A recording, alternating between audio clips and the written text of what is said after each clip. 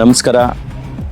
ಏನು ಕುರ್ಗಲ್ ವೇಮಗಲ್ ಪಟ್ಟಣ ಪಂಚಾಯತಿ ಚುನಾವಣೆಯ 6ನೇ ವಾರ್ಡ್ನ ಅಭ್ಯರ್ಥಿಯಾಗಿ BJP ಮತ್ತು JDSನ NDA ಅಭ್ಯರ್ಥಿಯಾಗಿ ನಾನು ಕಣದಲ್ಲಿದ್ದೇನೆ. ಏನು ಇವತ್ತು ಒಂದು ಕಡೆ BJP ಒಂದು ಕಡೆ JDS ಎರಡೂ ಪಕ್ಷಗಳ ಅಭಿವೃದ್ಧಿನ ಮುಂದೆ ಇಟ್ಕೊಂಡು ನಾನು ಚುನಾವಣೆಯಲ್ಲಿ ಇಳಿದಿದ್ದೇನೆ.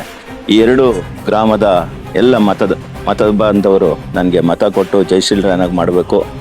ಏನು ನಿಮ್ಮ ಮೂಲಭೂತ ಸೌಕರ್ಯ ಕೆಲಸಗಳು ಕುಂಠಿತವಾಗಿದೆ, ಆ ಕೆಲಸದ ಒತ್ತು ಕೊಟ್ಟು ನಿಮಗೋಸ್ಕರ ನಾನು ದುಡಿತೇನೆ ಅಂತೇಳಿ ಬಂದಿದ್ದೇನೆ. ಯಾವುದೇ ಒಂದು ಆಮಿಷಗಳಿಗೆ ಒಳಗಾಗ್ದೇ, ಒತ್ತಡಕ್ಕೆ ಒಳಗಾಗ್ದೇ ನಿರಾಳವಾಗಿ ಬಂದು ಮತ ಹಾಕಿ ನನ್ನನ್ನು ಜಯಶೀಲರನ್ನಾಗಿ ಮಾಡಿ ನಿಮ್ಮ ಅಭಿವೃದ್ಧಿಗೆ ನಾನು ಸದಾ ಇರ್ತೇನೆ ಅಂತ ಹೇಳ್ತಾ, ವಿಶೇಷವಾಗಿ ಇತ್ತೀಚೆಗೆ ನಾನು ಟೀಕೆಗಳು ನೋಡ್ತಾ ಇದ್ದೇನೆ.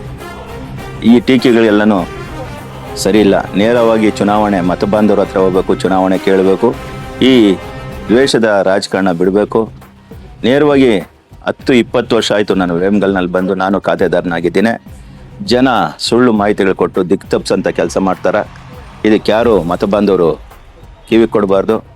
ಈ ಥರ ಟೀಕೆಗಳು 20 ವರ್ಷದಿಂದ ನನ್ನ ಹತ್ರ ಬರ್ಬೋದಾಯಿತು, ಕೇಳ್ಬೋದಿತ್ತು. 5 ವರ್ಷ ಜಿಲ್ಲಾ ಪಂಚಾಯತಿ ಸದಸ್ಯನಾಗಿದ್ದೀನಿ, ಅಧ್ಯಕ್ಷನಾಗಿದ್ದೀನಿ. ಯಾವುದೇ ಒಂದು ಈ ಥರ ಟೀಕೆಗಳು, ಒಂದು ಕಪ್ಪು ಚುಕ್ಕೆ ನನ್ನ ಮೇಲೆ ಇಲ್ಲ. ಈ ಚುನಾವಣೆ ಇದೆ ಅಂತೇಳಿ ಚುನಾವಣೆಯಲ್ಲಿ ಅವರಿಗೆ ಸೋಲ್ತೀವಿ ಅಂತ ಹತಾಶರಾಗಿದ್ದಾರೆ. ಹತಾಶರಿಂದ ಜನಗಳಿಗೆ ತಪ್ಪಿಸೋಂಥದ್ದು, ಭಿತ್ತಿಪತ್ರ ಒಪ್ಸೋದು, ಯಾವುದೋ ಒಂದು ಅಪಪ್ರಚಾರ ಕೊಟ್ಟು ಯಾರೋ ಕುಂತಿರೋ ಒಬ್ಬರಿಂದ ಬಂದು ಈ ಥರ ಹಿಂಗಾಗಿದೆ ಅಂತೇಳಿ ಅಪಪ್ರಚಾರ ಮಾಡ್ತಾ ಇದ್ದಾರೆ.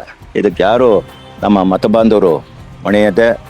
ಯಾವುದೇ ಆ ಥರ ಇದ್ದರೆ ನನ್ನ ಹತ್ರ ನೇರವಾಗಿ ಬರಲಿ, ಇಲ್ಲ ದಾಖಲೆ ಕೊಡಲಿ, ದಾಖಲೆ ಕೊಟ್ಟು ತೋರಿಸ್ಲಿ. ಅದಕ್ಕೆ ಈಗಲೇ ನಾನು ಇಲ್ಲೇ ಅವ್ರಿಗೆ ಪರಿಹಾರ ಕೊಡ್ತೇನೆ ಅಂತ ಹೇಳಕ್ಕೆ ಇಚ್ಛೆ ಪಡ್ತೇನೆ. ಈ ಮಟ್ಟ ಕೀಳು ರಾಜಕಾರಣ ಮಾಡ್ತಾ ಜನಗಳನ್ನ ದಿಕ್ತಪ್ಸಂತ ಕೆಲಸ ಮಾಡ್ತಾ ಪ್ರತಿ ಚುನಾವಣೆಯಲ್ಲಿ ಇವರು ಇದೇ ಲೆಕ್ಕದಲ್ಲಿ ಮಾಡ್ಕೊಂಬರ್ತಾ ಇದ್ದಾರೆ. ಜನಗಳು ಬುದ್ಧಿವಂತರಿದ್ದಾರೆ, ನಮ್ಮ ಮತ ಬಾಂಧವ ದೇವರುಗಳು. ಇದಕ್ಕೆ ಕಿವಿ ಕೊಡ್ದಾನೆ ಮತ ಕೊಟ್ಟು ಜಯಶೀಲರನ್ನಾಗಿ ಮಾಡ್ರಿ, ನಿಮ್ಮ ಜೊತೆ ನಾವು ನಿರಂತರವಾಗಿ ಇರ್ತೇವೆ ಅಂತ ಹೇಳಿ ಈ 2 ಗ್ರಾಮದ ಮತ ಬಾಂಧವರುಗಳಿಗೆ ಕೈ ಮುಗಿದು ಪ್ರಾರ್ಥನೆ ಮಾಡ್ತಾನೆ.